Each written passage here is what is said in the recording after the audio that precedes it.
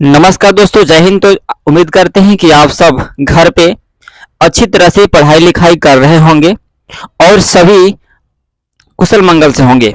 तो आज का हम लोग सेशन देखने वाले हैं ये मॉडल क्वेश्चंस जो सत्र 2023-24 है।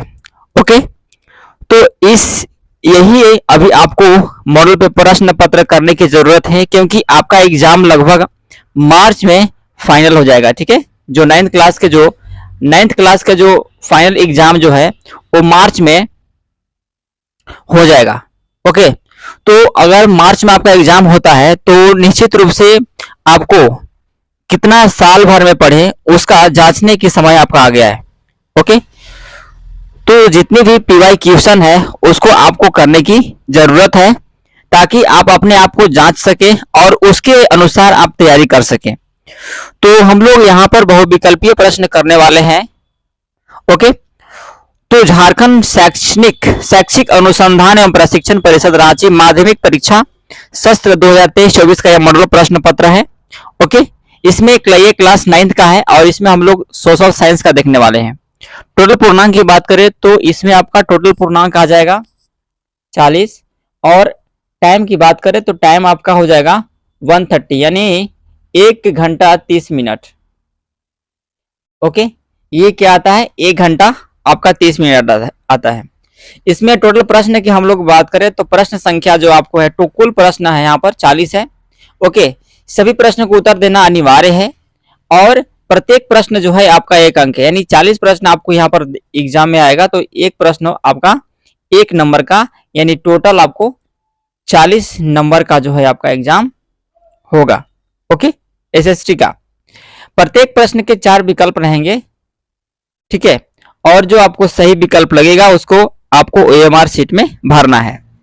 गलत उत्तर के लिए कोई अंक नहीं काटे जाएंगे। यदि आपका प्रश्न गलत हो जाता है तो उसमें किसी भी तरह का कोई अंक नहीं काटा जाएगा। अब हम लोग प्रश्न संख्या बात कर लेते हैं। प्रश्न संख्या फर्स्ट क्या कहता है प्रश्न, जो जलभाग तीनों ओर से स्थल भाग से घिरा हो उसे क्या कहते हैं।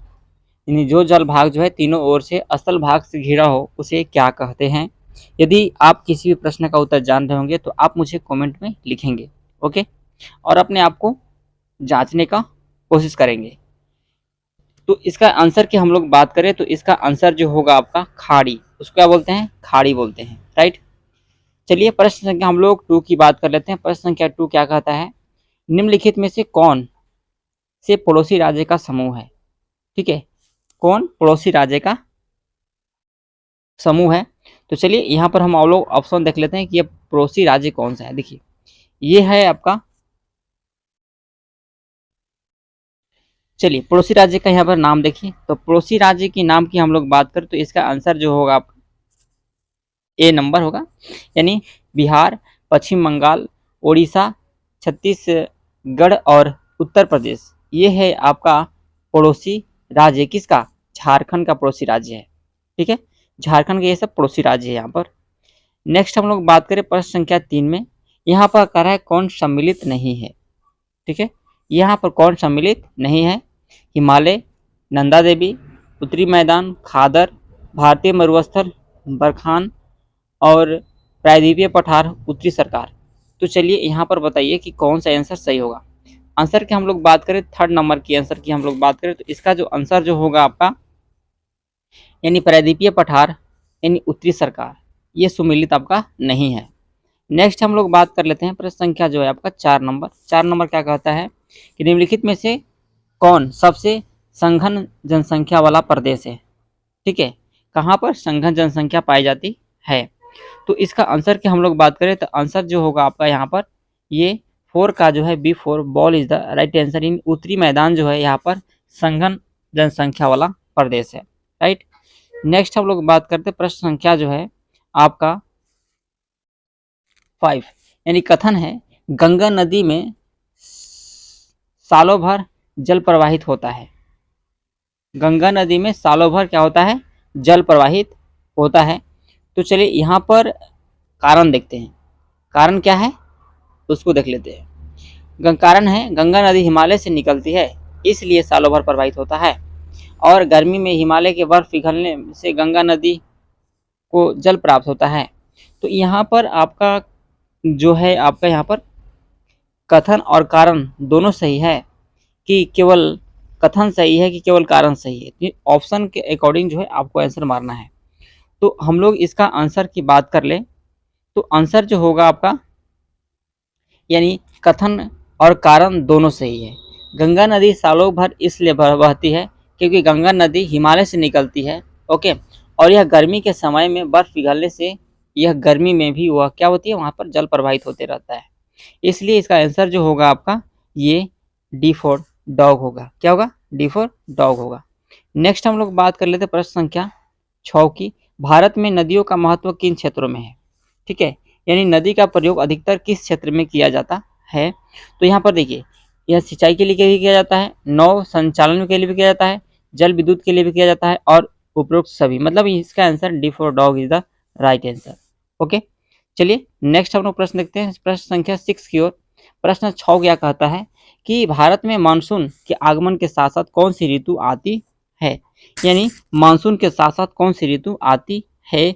इसका आंसर की हम लोग बात करें तो इसका और आंसर जो होगा आपका बी फॉर बॉल यानी वर्षा ऋतु आती है। क्या आती है? जैसे मानसून समाप्त होता है, ठीक है, मानसून आगमन के साथ साथ कौन सी ऋतु आती है? तो ये आपका वर्षा ऋतु आती है। ठीक, चलिए नेक्स्ट हम लोग देख लेते हैं प्रश्न संख्या 8। जहां 200 सेंटीमीटर से अधिक वर्षा होती है वहां किस तरह के वन पाए जाते हैं? तो इसका जो आंसर की हम लोग बात करें तो इसका आंसर जो होगा आपका ये उष्णकटिबंधीय सदाबहार वन, यानी वहां पर हमेशा जो पेड़ पौधे वन जो है वो हमेशा हरे भरे रहते हैं। ओके, चलिए नेक्स्ट हम लोग 9 नंबर की बात कर लेते हैं। तो प्रति 1000 पुरुषों पर महिलाओं की संख्या को क्या कहते हैं? ठीक है, प्रति 1000 पुरुषों पर, ओके, प्रति 1000 पुरुषों पर महिलाओं की संख्या को क्या कहा जाता है? तो इसको लिंग अनुपात कहा जाता है। क्या कहा जाता है? सेक्स रेशियो कहा जाता है, लिंग अनुपात कहा जाता है। नेक्स्ट है 10 नंबर प्रश्न है, कौन सा जन्म दर का सही अर्थ है? ठीक है, कौन सा जन्म दर का सही अर्थ है?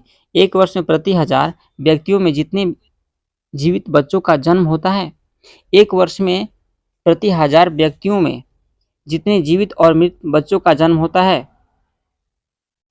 एक वर्ष में प्रति 1000 व्यक्तियों में जितने मृत बच्चों का जन्म होता है, एक वर्ष में प्रति 1000 व्यक्तियों में जितने बच्चों का प्रवास होता है।